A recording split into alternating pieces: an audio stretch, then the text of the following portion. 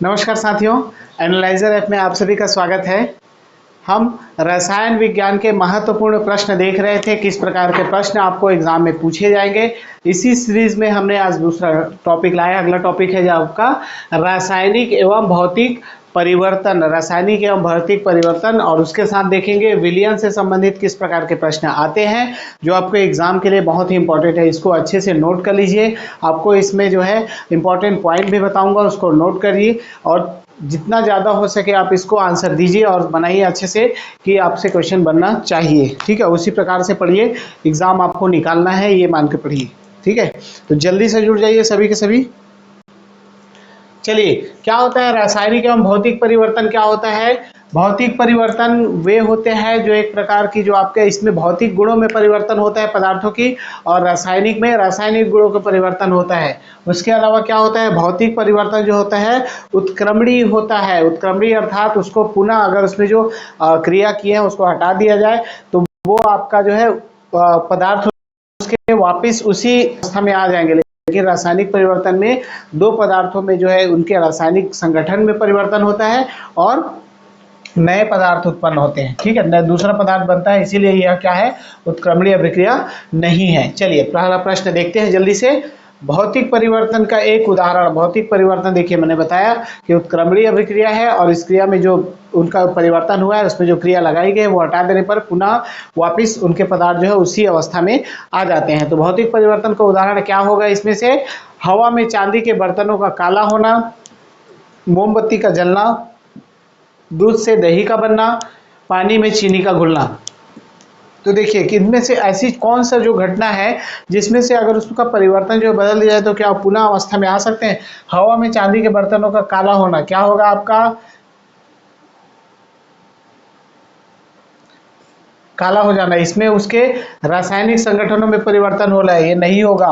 मोमबत्ती का जलना, इसमें भी क्या होगा आपका? रासायनिक संगठनों में उसका परिवर्तन हो रहा है। दूध से दही क्या है? रासायनिक अभिक्रिया है। तो पानी में चीनी का घुलना जो है आपका क्या हो जाएगा? भौतिक परिवर्तन होता है। अगर पानी से वाष्पीकृत कर दिया जाए तो चीनी अलग हो जाएगा और वाष्प को पुनः क्या कर सकते हैं आप? पानी में बदल सकते हैं। देखिए, भौतिक प्रक्रिया वह प्रक्रिया है जिसमें कारक को हटा देने पर भौतिक प्रक्रिया में भाग लेने वाला पदार्थ पुनः अपनी पूर्ववर्ती अवस्था में आ जाता है। भौतिक प्रक्रिया अस्थायी होती है एवं उत्क्रमणीय होती है, अर्थात दोनों तरफ होती है उत्क्रमणीय। पानी में चीनी का घुलना एक भौतिक परिवर्तन है क्योंकि वाष्पन द्वारा चीनी को पुनः प्राप्त किया जा सकता है। अगर उसको वाष्पन कर दिया जाए पानी को तो चीनी जो है वो आपका पुनः प्राप्त की जा सकती है। ठीक है, ऐसे ही प्रश्न आएंगे आपके एग्जाम में।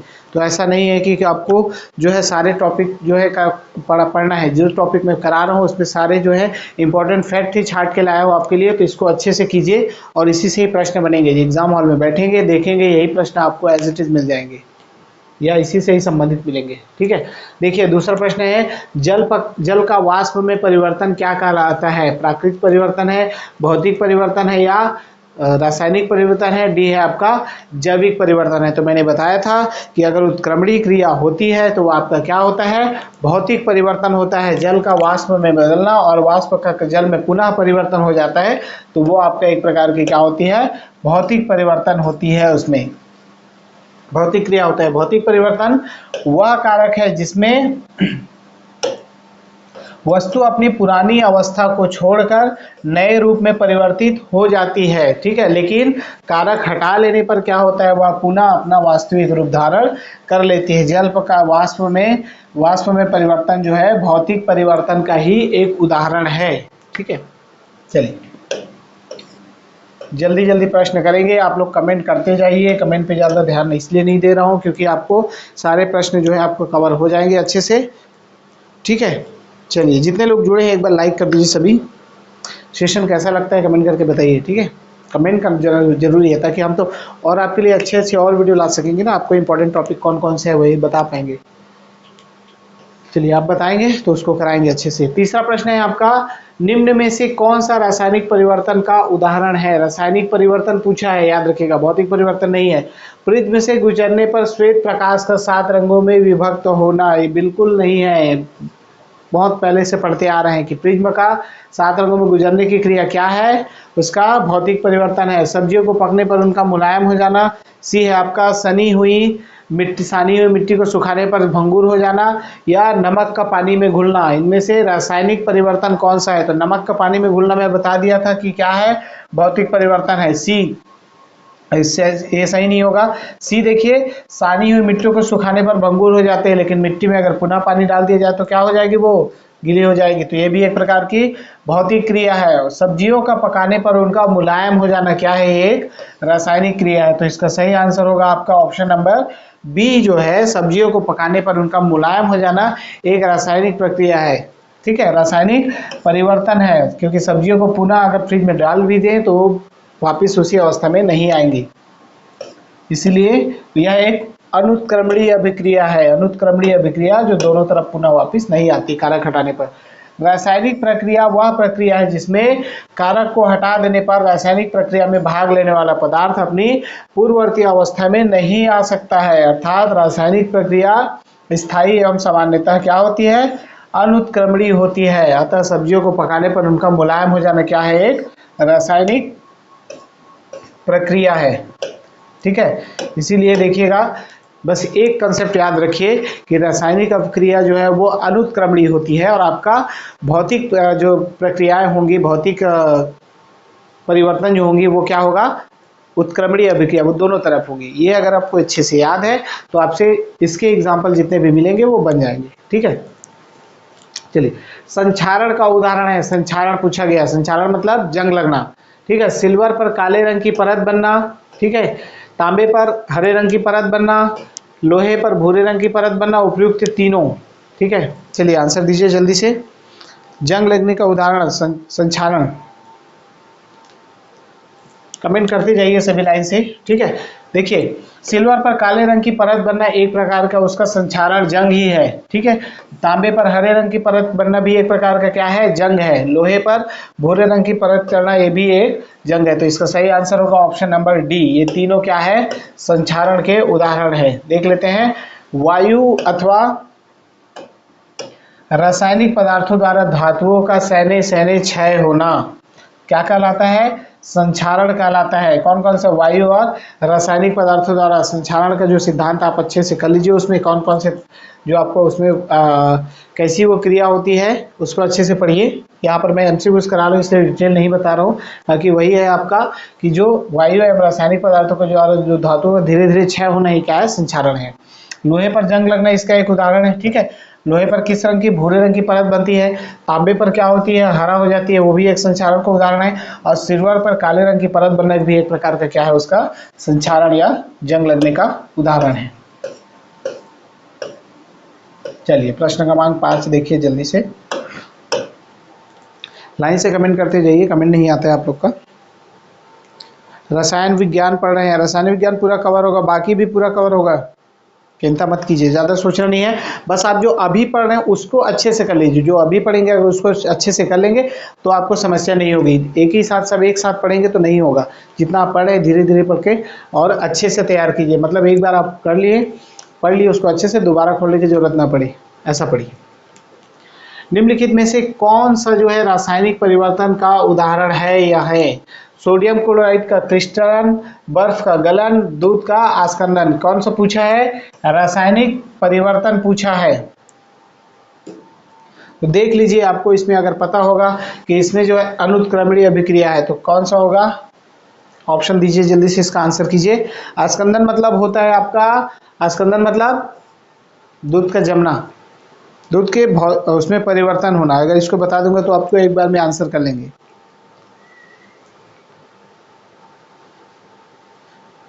वही क्रिया है। ठीक है, दूध का आस्कंदन क्या है आपका, चलिए जल्दी से आंसर दीजिए। क्या होगा इसका आंसर आपका, सोडियम क्लोराइड का क्रिस्टलन क्या है, एक रासायनिक परिवर्तन नहीं है, भौतिक क्रिया है।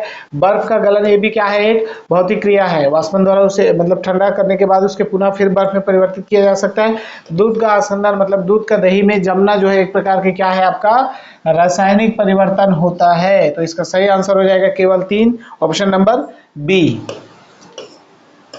देखिए सोडियम जो है, सोडियम क्लोराइड का क्रिस्टलन और बर्फ का गलन भौतिक परिवर्तन के उदाहरण है, मैंने बता दिया। ऊर्ध्वपातन क्या है भी, भौतिक परिवर्तन का एक उदाहरण है, इसको भी नोट कर लीजिए। ऊर्ध्वपातन जो है एक प्रकार की भौतिक प्रक्रिया होती है, ठीक है। वाष्पन क्या होता है, ये भी एक भौतिक प्रक्रिया के अंतर्गत आती है, भौतिक परिवर्तन है। दूध का आस्कंदन, ठीक है, दही में जमना, लोहे में जंग लगना, दूध से दही बनना, कागज का जलना, रासायनिक परिवर्तन, ये सभी जो है आपका कागज जलना, ये सभी क्या है, रासायनिक परिवर्तन के उदाहरण है। आस्कंदन मतलब होता है आपका वही जो है पाश्चुरीकरण इंग्लिश में, ठीक है। तो रासायनिक परिवर्तन का उदाहरण, ये भी कागज का जलना भी याद रखिएगा, रासायनिक परिवर्तन का ही उदाहरण है, इसीलिए मैंने बताया उसको आप देखेंगे, कागज को जलाएंगे फिर बोलेंगे इसके भौतिक अवस्था में परिवर्तन हो, इसलिए भौतिक परिवर्तन का उदाहरण है। लेकिन देखिए वह अनुत्क्रमणीय अभिक्रिया है, कागज का जलना, कागज जलने के बाद पुनः उसे कागज में नहीं बदला जा सकता है, इसीलिए ऐसा कंसेप्ट याद रखेंगे तो आपको कभी कंफ्यूजन नहीं होगा। चलिए प्रश्न क्रमांक 6 है, देखते हैं क्या दिया है। उच्चतर तापमानों पर रासायनिक अभिक्रिया क्या हो जाती है, तीव्रतर हो जाती है, तेज हो जाती है। इसका कारण दिया है उच्चतर तापमानों पर आणविक गति और द्रुत हो जाती है। क्या ये कथन और कारण सही है? सही से आप आंसर करना है इसको कि उच्चतर तापमानों पर क्या होता है, रासायनिक अभिक्रिया जो है तीव्रतम हो जाती है क्या, और उसका कारण ये जो दिया गया है ये है क्या। फटाफट आंसर दीजिए, ज़्यादा लेट मत किया कीजिए कि इसमें देख लीजिए ऑप्शन ऐसा रहता है तो हमेशा ए और दो दोनों सही है, इसका स्पष्टीकरण है। ए और दो दोनों सही है किंतु ए का स्पष्टीकरण नहीं है, ए सही है परंतु आर गलत है, ए गलत है परंतु आर सही है, ऐसा ऑप्शन मिलेगा। तो देखिए इसका सही आंसर क्या होगा, उच्चतर तापमानों पर रासायनिक अभिक्रिया तीव्रता तेज हो जाती है, बिल्कुल सही है ये, ठीक है। उसका कारण दिया है उच्चतर तापमानों पर आणविक गति द्रुत हो जाती है, मतलब अणुओं की जो गति है वो तेज हो जाती है। इसीलिए जो है क्या होता है, जब किसी पदार्थ को गर्म किया जाता है तो उसके अणु जो है वो गतिशील हो जाते हैं, इसीलिए इसका जो है सही आंसर होगा, कथन सही है और कारण भी सही है और इसका सही स्पष्टीकरण देता है, इसलिए ऑप्शन नंबर ए सही होगा। चलिए देख लेते हैं, इसको नोट कर लीजिए अच्छे से। उच्चतर तापमान पर आणविक गति तीव्र हो जाती है, रासायनिक अभिक्रिया की गति जो है प्रतिकारकों के किस पर निर्भर करता है, सांद्रण पर निर्भर करता है, ठीक है, ताप पर निर्भर करता है, भौतिक अवस्था एवं प्रतिकारकों की प्रकृति पर निर्भर करती है। ये नोट कर लीजिए अच्छे से, रासायनिक अभिक्रिया की गति जो है किस किस पर निर्भर करती है, ठीक है। उसके बाद सामान्यतः प्रतिकारकों का ताप जितना अधिक होगा उनकी प्रतिक्रिया जो है और तीव्र हो जाती है, इसलिए ताप बढ़ाने पर जो क्रिया है और अधिक द्रुत या तीव्र हो जाती है। चलिए प्रश्न क्रमांक 7 का आंसर दीजिए, आंसर ऐसे देना है आपको।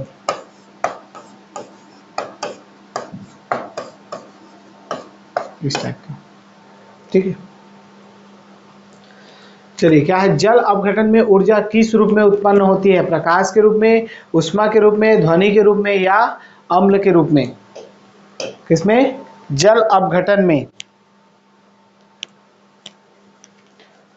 लेट नहीं करना है, जल्दी जल्दी आंसर दीजिएगा। जल अपघटन में, चलिए मैं बताता हूँ, ऊष्मा के रूप में होती है, याद रखिएगा। जल अपघटन की क्रिया में जो है ऊर्जा ऊष्मा के रूप में होती है। जल को क्या करते हैं, गर्म करेंगे तो क्या होगा, ऊष्मा में बदल जाएगा।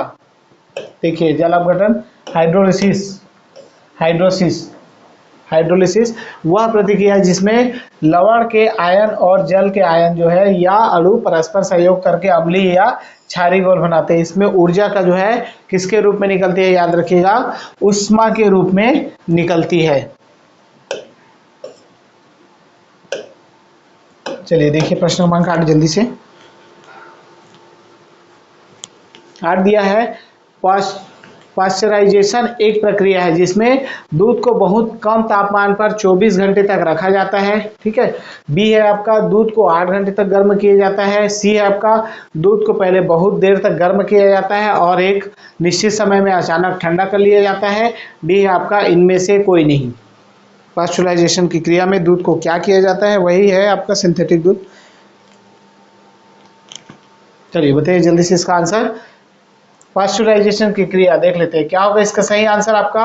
दूध को पहले क्या करते हैं, बहुत देर तक गर्म किया जाता है और एक निश्चित समय में क्या कर दिया जाता है, अचानक ठंडा कर दिया जाता है, जिससे उसको जो है बहुत दूर तक क्या करता है, दूध को सुरक्षित देर तक सुरक्षित रखा जा सकता है। देख लेते हैं पाश्चुरीकरण।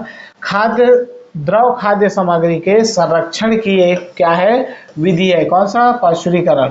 इस विधि की खोज किसने की थी, लुई पाश्चर ने की थी, इसलिए उन्हीं के नाम पर इसका नाम जो है पाश्चुरीकरण पड़ा है। इसमें दूध को कितने फ़ारेनहाइट पर, 145 फ़ारेनहाइट से 150 फ़ारेनहाइट तापमान पर, ठीक है, फ़ारेनहाइट में याद रखिएगा, सेल्सियस में नहीं है। कितने मिनट तक, 30 मिनट तक गर्म कर दिया जाता है। उसके बाद क्या है, 55 फ़ारेनहाइट, मात्र 55 फ़ारेनहाइट तक ठंडा कर लिया जाता है। इसे क्या कहते हैं, अचानक से ठंडा किया जाता है इसको। इसे क्या कहते हैं, पाश्चुरीकरण प्रक्रिया में कहा जाता है इसको। और इस पाश्चुरीकरण प्रक्रिया में दूध में उपस्थित हानिकारक कीटाणु जो क्या होते हैं वो नष्ट हो जाते हैं और दूध को बहुत देर तक क्या किया जा सकता है, सुरक्षित रखा जा सकता है। चलिए, पाश्चुरीकरण भौतिक एवं रासायनिक परिवर्तनों से संबंधित प्रश्न हम कर रहे हैं। इम्पोर्टेंट है, ये बहुत इंपॉर्टेंट है जो करा रहे हैं वो। चलिए, पाश्चुरीकरण किससे संबंधित है, बताइए जल्दी से। पाश्चुरीकरण का संबंध किससे है, दूध के निर्जमीकरण से, दूध के निर्जलीकरण से, दूध के किण्वन से या दूध के आसवन से। पाश्चुरीकरण का संबंध आप जानते हैं दूध से है, लेकिन क्या है आपका, दूध के किस प्रकार की क्रिया से संबंधित है ये बताना है। ऊपर तो मैंने बता दिया कि पहले एकदम गर्म किया जाता है फिर ठंडा कर दिया जाता है, तो ये आपके क्या होगा, सही आंसर निर्जलीकरण नहीं होगा, ठीक है। दूध में से पानी को अलग नहीं कर रहे हैं, याद रखिएगा, वो होगा आपका निर्जमीकरण। निर्जमीकरण मतलब पहले उसको बहुत देर तक गर्म किया जाता है, उसके बाद अचानक से ठंडा कर दिया जाता है, इस क्रिया को निर्जमीकरण कहते हैं। नोट कर लीजिए अच्छे से। वही बताया मैंने, कितना से कितना फ़ारेनहाइट तक, 145 से 150 फ़ारेनहाइट तक गर्म किया जाता है। चलिए देखो, पाश्चुरीकरण एक ऐसी प्रक्रिया है जिससे किसी तरल या दूध का निर्जमीकरण करके उसकी भंडारण क्षमता में सुधार किया जाता है। निर्जमीकरण, ठीक है। पाश्चुरीकरण की प्रक्रिया में दूध को 16 सेकंड तक 70 डिग्री से 85 डिग्री सेल्सियस तक के तापक्रम पर रखते हैं। फ़ारेनहाइट में कितना है आपका, 145 से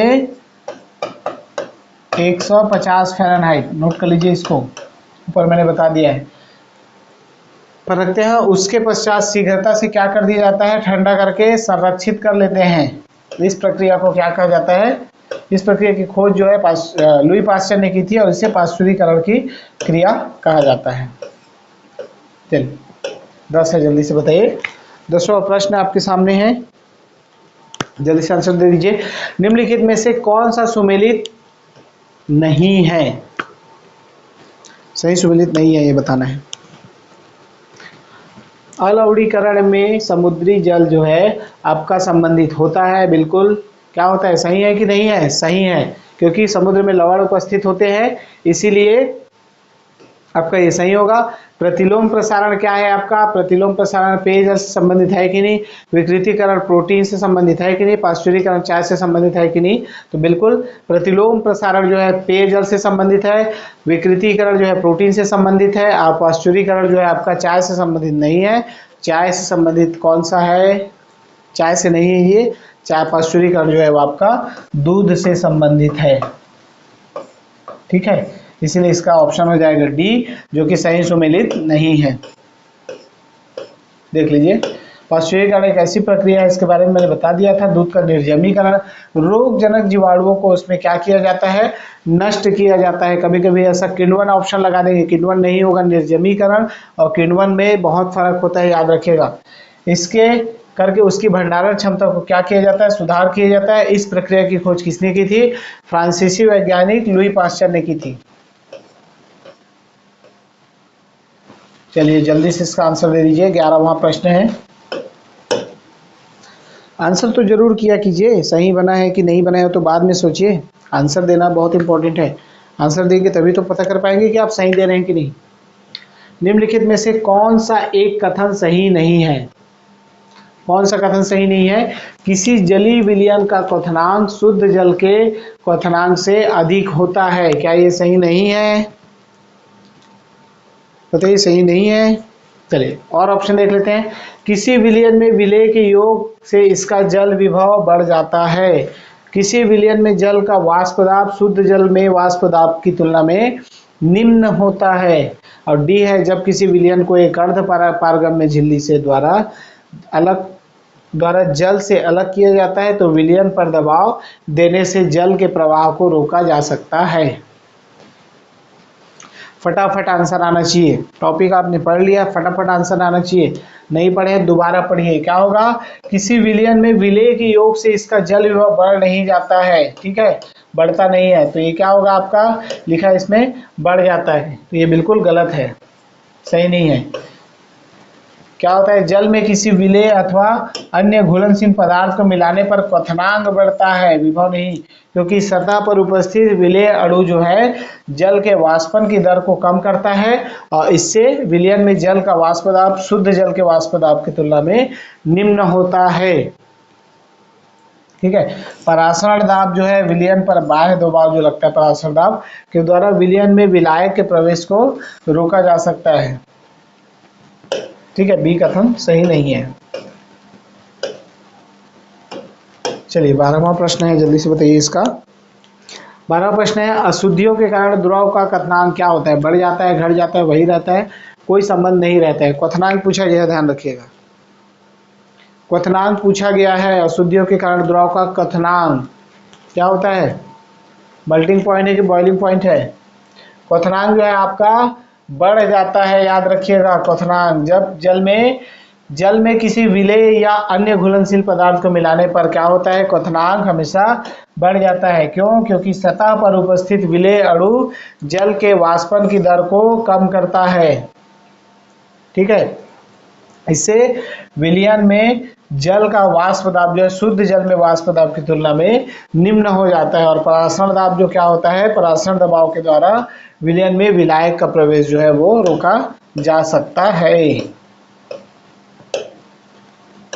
चलिए कंसेप्ट आपको और अच्छे से करा दीजिए, लेकिन जितना इंपॉर्टेंट करा रहा हूँ वो तो कीजिए कम से कम। बताइए जल्दी से क्या होगा इसका आंसर। 13वां प्रश्न, 13 प्रश्न है आपका, ऊंचाई की जगह पर 100 डिग्री सेंटीग्रेड के नीचे के ताप पर क्यों उबलता है। ऊंचाई की जगह पर पानी जो है 100 डिग्री से ऊपर ताप नहीं वो होता है, 100 डिग्री से कम ताप में क्या होता है, पानी उबलने लगता है। इसका कारण क्या है, क्योंकि वायुमंडलीय दबाव कम हो जाता है, अतः उसे उबलने का बिंदु नीचे आ जाता है। क्योंकि गुरुत्वाकर्षण कम होता है पर्वतों पर भारी हवाओं के कारण, या उपयुक्त में से कोई सही नहीं है। क्या होगा इसका सही आंसर। फटाफट कमेंट आना चाहिए, फटाफट आंसर देना चाहिए आपको। सही है बिल्कुल ए, क्योंकि वायुमंडलीय दबाव क्या होता है, कम हो जाता है, और कम होने के कारण उबलने का बिंदु जो क्या हो जाता है आपका नीचे आ जाता है, जिसके कारण जो है पानी 100 डिग्री सेल्सियस पर नहीं उबलता, उससे कम सेंटीग्रेड पर उबलने लग जाता है। ऊंचाई पर क्या होता है, वायुमंडलीय दबाव कम हो जाता है, अतः जल का क्वथनांक घट जाता है और जल कम ताप पर ही उबलने लगता है। इसी कारण ऊंचाई पर जाने पर खाना भी देर से पकता है।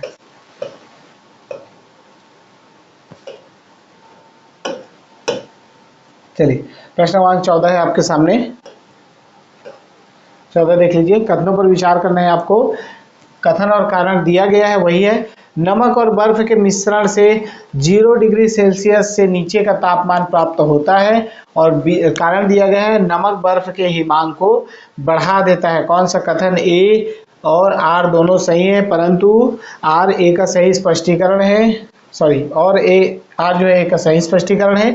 बी, ए और आर दोनों सही है, किंतु आर जो है ए का सही स्पष्टीकरण नहीं है। सी, ए सही है परंतु आर गलत है, ए गलत है परंतु आर सही है। चलिए जल्दी से इसका आंसर दीजिए, क्या होगा। ये टॉपिक सारे आपने पढ़े हैं ना, एक बार कमेंट करके बताइए। नहीं पढ़े हैं तो दोबारा पढ़ लीजिए, अच्छे से पढ़ लीजिए।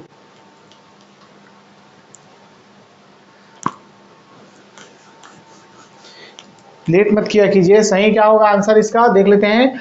कथन जो है, नमक और बर्फ के मिश्रण से 0 डिग्री सेल्सियस से नीचे का तापमान प्राप्त होता है, बिल्कुल ऐसे क्या होगा, नमक और बर्फ का मिश्रण कर देंगे तो उससे जो है कुछ जो आपका सेल्सियस डिग्री में कम हो जाएगा, लगभग -22 कुछ होगा, देख लेते हैं, लगभग -22 में होगा पॉइंट। उसके बाद क्या होगा, और कारण नमक बर्फ के हिमांक को बढ़ा देता है, बिल्कुल ये गलत है, तो इसका सही आंसर हो जाएगा ए सही है, परंतु आर जो है वो आपका गलत है। नमक बर्फ के हिमांक को नहीं बढ़ाता है, अब द्रव्यों को क्या होता है, मिलाने पर द्रव का क्या हो जाता है, क्वथनांक बढ़ जाता है। पहले प्रश्न में देख लिया था हमने, जबकि गलनांक सामान्यतः क्या हो जाता है, कम हो जाता है। ठीक है, और बर्फ में जब अशुद्धियां मिला दी जाती हैं, है ना, 0 डिग्री पर पिघली हुई बर्फ में यदि कुछ नमक, सोडा या आदि मिलाते हैं तो बर्फ का गलनांक जो है 0 डिग्री से घटकर -22 डिग्री पे आ जाता है। इसीलिए क्या होता है, आपका जो है बर्फ जो है जल्दी नहीं पिघलता है ना। ऐसे मिश्रण को क्या कहते हैं, सॉरी, ऐसे मिश्रण को आप हिम मिश्रण कहा जाता है, याद रखिएगा, हिम मिश्रण कहते हैं, और हिम मिश्रण फ्रीजिंग मिक्सर कहा जाता है। इस प्रकार कथन ए सही है, जबकि कारण जो है आपका गलत है। ठीक है, अगर थोड़ा सा नमक मिला दिया जाए तो उसका जो बर्फ का जो है उसका हिमांक बिंदु है वो कम हो जाता है। कोहरे में निम्नलिखित में से कौन सा कोलाइडी तंत्र अभिव्यक्त होता है। अब कोलाइडी तंत्र क्या होता है, कमेंट कीजिए। कोलाइडी तंत्र क्या होता है, एक प्रकार का मिक्सचर ही होता है। ठीक है, चलिए, कोई अलग से पदार्थ नहीं है, ये क्या है, कोलाइडी जो है, कोलाइडी जो है एक अवस्था है। तो अगर इसको बता दूंगा तो आप बता ही देंगे, कोलाइडी जो एक अवस्था है, याद रखिएगा। कोहरे में कौन सा कोलाइडी तंत्र अभिव्यक्त होता है, कोहरे के बारे में बताया गया है। गैस में द्रव का, द्रव में गैस का, गैस में ठोस का, या द्रव में द्रव का। कोहरा जो आपको छाया रहता है वो कौन सा कोलाइडी तंत्र है, क्या होगा इसका सही आंसर आपका, कमेंट नहीं करते हैं। चलिए ठीक है, क्या होगा इसका सही आंसर, गैस में द्रव का होगा। गैस जो होता है आपका ऊपर होता है, गैस में ऊपर द्रव जो है कोहरा उसी का ही प्रतीक होता है। कोलाइडी तंत्र क्या होता है, देखिए, चलिए समझाता हूं मैं। कोलाइडी एक रासायनिक मिश्रण है जिसमें एक वस्तु जो है दूसरी वस्तु में समान रूप से परिक्षोपित, मतलब उसको आच्छादित कर लेती है, डिस्पर्स हो जाती है, होती है। और कोलाइडी एक पदार्थ नहीं है, बल्कि क्या है, पदार्थ की एक अवस्था है। पदार्थ की अवस्था है मतलब ऐसा नहीं है कि वो आपका ठोस, द्रव और गैस, ऐसा नहीं बोल रहा हूँ, पदार्थ की एक नॉर्मल अवस्था है। कोहरे में जल वाष्प का संघनन लघु जल बिंदुओं के रूप में होता है, जो धरातल की दृश्यता को क्या करता है, प्रभावित करता है। आपका जो रहेगा, देखिएगा, कोहरा जो होगा ऊपर छाया रहेगा, वो एक अवस्था होती है पदार्थ की जो ऊपर उड़ते रहती है ना, हवा में ही रहती है वो। जब धरातल के नजदीक स्थित वायु का तापमान जो है ओसांग तक पहुंच जाता है तथा हवा ठंडी हो जाती है, तब ओसांग मतलब वही ओस पड़ने के तक पहुंच जाती है, तो उसमें उपस्थित जल वाष्प का संघनन वायुमंडलीय धूल कणों इत्यादि के चारों तरफ हो जाता है। ये संघनित जल की बूंदें जो है हल्की होने के कारण क्या होती है, हवा में क्या होती है, लटकी रहती है। देखिएगा, वाष्प जो है हवा में लटकी रहती है। वैसे सभी जानते हैं वाष्प की तरह ही होती है, लेकिन वो कोहरे होती है, ठंडी हवा के साथ स्थानांतरित होती रहती हैं। और वो क्या होते हैं, जैसे जैसे हवा बहती है वैसे वैसे वो एक जगह से दूसरी जगह स्थानांतरित होती रहती है। चलिए देखते हैं अगला प्रश्न जल्दी से, क्या होगा बताइए जल्दी से इसका आंसर, जल्दी जल्दी आंसर दिया कीजिए। प्रश्न क्रमांक 16 है, यदि 100 ग्राम चीनी को आधा लीटर पानी में मिलाकर एक असंतृप्त चीनी का घोल तैयार किया जाए तो उसमें से निम्नलिखित में से कौन सी भौतिक राशि जो है उसकी नहीं बदलेगी। ध्यान रखिएगा, असंतृप्त बोला है, मतलब वो उसमें और चीनी घुल सकती है। असंतृप्त का मतलब वही है कि अगर उसमें पानी में चीनी घोला गया है 100 ग्राम, तो मतलब उसमें 150 ग्राम तक भी और घोल सकते हैं, इसलिए वो असंतृप्त है। कमेंट कीजिए जल्दी से इसका आंसर कमेंट कीजिए। देखिए, द्रव्यमान जो है आपका, द्रव्यमान क्या होगा उसका, बढ़ जाएगा। ठीक है, घनत्व भी क्या हो जाएगा उसका, बढ़ जाएगा, सांद्रता भी बढ़ जाएगी। लेकिन आयतन जो क्या होगा उसका, आयतन जो है उसका, अगर असंतृप्त विलयन है तो उसका आयतन नहीं बढ़ेगा। ध्यान रखिएगा, क्यों, क्योंकि उसमें और भी चीनी डाल सकते हैं, उसके बाद अगर वो संतृप्त हो जाता है तब उसका आयतन बढ़ेगा। तो इसमें जो है नहीं बदलेगा, वो भौतिक राशि वो कौन सी है, आयतन है। देखिए, यदि 100 ग्राम चीनी को आधा लीटर पानी में मिलाकर एक असंतृप्त चीनी का घोल तैयार किया जाए तो चीनी पानी में घुली रहेगी तथा क्या होगा, इसमें चीनी घुलने के कारण घुलने की संभावना रहेगी। क्यों, क्योंकि विलयन जो है असंतृप्त है। इस प्रक्रिया में विलयन की सांद्रता व घनत्व तो क्या होगा, बढ़ जाएगा। और पानी में चीनी डालेंगे तो उसका द्रव्यमान भी तो बढ़ेगा थोड़ा सा, ऑप्शन में था, परंतु क्या होगा, आयतन जो है वो नहीं बदलेगा। क्यों नहीं बदलेगा? क्योंकि इसमें असंतृप्त विलयन है जिसमें और चीनी डाली जा सकती है। संतृप्त हो जाती है उसके बाद उसका आयतन बढ़ा सकते थे। चलिए प्रश्न क्रमांक 17 देखते हैं जल्दी से। 17 का आंसर दीजिए। क्या पूछा गया है 17 में? निम्नलिखित कथनों पर विचार कीजिए। परासरण के प्रक्रम में विलायक, परासरण क्रिया सबसे पहले आपको जानना है, सांद्र घोल से तनु घोल की ओर होती है। प्रतिलोम प्रसारण में तनु घोल पर बाह्य दाब लगाया जाता है। और उपयुक्त कथनों में से कौन सा सही है? केवल एक, केवल दो, दोनों एक और दो दोनों, और नहीं एक और नहीं दो। परासरण की प्रक्रिया क्या होती है सबसे पहले तो ये पता होना चाहिए आपको। ठीक है, क्या होता है परासरण के प्रक्रम में विलायक जो है सांद्र घोल से तनु घोल की ओर नहीं जाते हैं। क्या किससे जाते हैं? तनु घोल से सांद्र घोल की ओर जाते हैं। तो ये कथन क्या हो जाएगा आपका? बिल्कुल गलत हो जाएगा। और प्रतिलोम प्रसारण में तनु घोल पर बाह्य दबाव नहीं लगाया जाता, तनु घोल नहीं होता है, वो क्या होता है आपका? सांद्र घोल पर लगाया जाता है। इसलिए ऑप्शन नंबर डी होगा। न तो कथन 1 सही है और न ही कथन 2 सही है। देख लेते हैं ऑस्मोसिस परासरण क्या होता है। एक विशेष प्रकार की विसरण क्रिया है। विसरण मतलब बहने की क्रिया है एक प्रकार की। इसमें विलायक जो है, विलायक के अणु कम सांद्रण वाले घोल से अधिक सांद्रण वाले घोल की ओर क्या होते हैं? गति करते रहते हैं। और ऑप्शन में दिया गया था आपका अधिक से कम। ठीक है, परासरण हमेशा एक अर्ध पारगम्य झिल्ली के द्वारा ही होता है। उसमें एक अर्ध पारगम्य झिल्ली होती है जिससे आपकी परासरण की क्रिया होती है। और परासरण में प्रक्रम में किसी भी विलायक में प्रवाह जो है वो क्या होगा? परासरण तनु विलयन में सांद्र विलयन की ओर होता है। बताया था मैंने, तनु विलयन में सांद्र की ओर होगा। वहां पर ऑप्शन में था सांद्र से तनु, इसलिए वो ऑप्शन क्या होता है आपका? सॉरी, तनु होगा। ठीक है, तनु विलयन से सांद्र विलयन की ओर होती है। और प्रतिलोम प्रसारण में क्या होता है? बाह्य दाब किस पे लगाया जाता है? बताया मैंने, सांद्र विलयन पर लगाया जाता है। सांद्र विलयन पर बाह्य दाब लगाकर उसमें उपस्थित सभी विभिन्न प्रकार के अणुओं या आयनों के विलयन को पृथक किया जा सकता है। बाह्य दाब लगाकर याद रखिएगा, उसके अणुओं को पृथक किया जा सकता है। सॉरी, आंसर दिख गया होगा तो उसको मत देखिएगा, जल्दी से आंसर दीजिए इसका। जल्दी से आंसर दीजिए। क्या है? क्रोमेटोग्राफी के पूछा गया है। क्रोमेटोग्राफी की तकनीक जो है का प्रयोग किस में होता है? रंगीन पदार्थों की पहचान करने में, पदार्थों की संरचना निर्धारण करने में, रंगीन पदार्थों के प्रभाजी आसवन में, या एक मिश्रण से पदार्थों को अलग करने में किया जाता है। क्रोमेटोग्राफी टेक्निक बताइए जल्दी से इसका आंसर।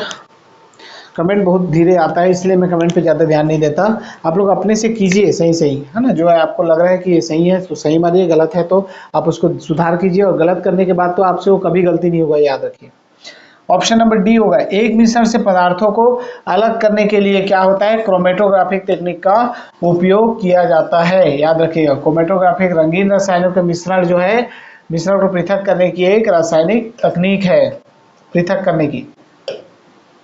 चलिए, बताया था एक भौतिक प्रक्रिया एक क्या है वो, है ना, तो इसको याद कीजिए। ठोस कपूर से कपूर वाष्प बनने की प्रक्रिया क्या कहते हैं? प्रक्रिया को क्या कहते हैं? वाष्पीकरण, हिमीकरण, पिघलन या ऊर्ध्वपातन। बहुत ही इंपॉर्टेंट प्रश्न आपको देखने को मिलता है। कपूर किसका उदाहरण है? क्या होता है जब कपूर को आप घर में खुला छोड़ देंगे तो वो क्या हो जाएगा? अचानक से गायब हो जाएगा, वाष्प में बदल जाएगा। आपको कपूर ठोस में रखेंगे लेकिन वो कपूर उड़ जाएगा। और यह प्रक्रिया क्या कहलाती है आपका? यह प्रक्रिया कहलाती है ऊर्ध्वपातन। बहुत ही इंपॉर्टेंट, ऊर्ध्वपातन से एग्जाम्पल जो है बहुत से पूछे जाते हैं, खासकर कपूर का। देख लेते हैं क्या है। कुछ ठोस पदार्थ क्या होते हैं? ऐसे होते हैं जिन्हें गर्म किए जाने पर वे द्रव अवस्था में आने के बजाय क्या होते हैं? सीधे वाष्प में बदल जाते हैं। और वाष्प को ठंडा करने पर पुनः क्या होता है? सीधे ठोस अवस्था में आ जाते हैं। ऐसे पदार्थों को क्या कहते हैं? ऊर्ध्वपातन। तथा इस प्रक्रिया को क्या कहा जाता है? ऊर्ध्वपातन की क्रिया कहा जाता है। इस विधि में किसके द्वारा? कपूर, नेफ्थलीन, अमोनियम क्लोराइड आदि पदार्थ को शुद्ध किए जाते हैं। ठीक है, इसी क्रिया से ही शुद्ध होता है ऊर्ध्वपातन की क्रिया। चलिए 20 प्रश्न है। निम्नलिखित में से किसी वस्तु के नमूने को हवा में खुला रखने पर कुछ समय पश्चात गायब हो जाता है। जैसे कपूर या नेपथलीन अथवा शुष्क बर्फ जो है, इस घटना को क्या कहा जाता है? इस घटना को अभी मैंने थोड़ा देर बताया, इसका आंसर बिल्कुल दे दीजिए। विलायक बहुत बड़ा चैप्टर है, विलयन से और भी उसको करेंगे। नॉर्मल जो आपको कराया गया मिश्रण जो है वो सब मिश्रण तत्व यौगिक आगे कराएंगे सभी, निश्चिंत रहिए। सारे प्रश्न करा दिए जाएंगे, आपका एक भी प्रश्न नहीं छूटेगा भाई, कम से कम आप विश्वास रखिए। यहाँ पर जो आपको प्रश्न कराया जाएगा उसको अच्छे से करते जाइए, पढ़ना स्टार्ट कर दीजिए। कभी भी हो सकता है आपका एग्जाम। चलिए, क्या होगा सही आंसर इसका? ऊर्ध्वपातन। ऊर्ध्वपातन की क्रिया जो है आपका नमूने को क्या है, हवा में खुला छोड़ देने पर वो क्या कुछ समय पश्चात जो क्या हो जाते हैं, गायब हो जाते हैं। और यह क्रिया जो आपकी कहलाती है वो आपका ऊर्ध्वपातन की क्रिया कहलाती है। देखिए, वह प्रक्रम जिसके द्वारा कोई ठोस पदार्थ बिना किसी तरल अवस्था में आए हुए सीधे वाष्प में परिवर्तित हो जाती है, अथवा वाष्प बिना तरल अवस्था में आए सीधे ठोस अवस्था में बदल जाती है, ऊर्ध्वपातन की क्रिया कहलाती है। ऐसे पदार्थों को ऊर्ध्वपातन पदार्थ कहा जाता है, जैसे कपूर और नेपथलीन। कपूर तो आप सभी जानते होंगे, लेकिन नेपथलीन को याद कीजिएगा। इसके अलावा एक और मैंने क्या बताया था आपको, शुष्क बर्फ, याद रखिएगा, ठीक है। ऊर्ध्वपातन के लिए एक और जो है आपका शुष्क बर्फ है, और इससे संबंधित जो है आपको पूछा जा सकता है प्रश्न। आप लोग सभी लोग मैक्सिमम लोग कपूर को ही जानते हैं, लेकिन याद रखिएगा नेपथलीन और जो है आपका शुष्क बर्फ भी इसका उदाहरण है, ठीक है। तो आज का सेशन हम यही समाप्त करते हैं, मिलते हैं अगले सेशन में, अगले वीडियो में। जी बिल्कुल, रसायन जो है, रसायन विज्ञान से संबंधित पूरे टॉपिक कवर कर लिए जाएंगे, ठीक है। तो निश्चिंत रहिए और अच्छे से पढ़िए, सिलेक्शन बिल्कुल आपको लेना है। ये आपको हमेशा ठान लीजिए कि जो टॉपिक मैं तैयार कर रहा हूँ उसको अच्छे से तैयार करके रखूंगा, ठीक है। एग्जाम में कुछ टॉपिक से कोई भी प्रश्न पूछे आपसे बनना चाहिए। चलिए, मिलते हैं अगले वीडियो में, तब तक के लिए नमस्कार, जय हिंद।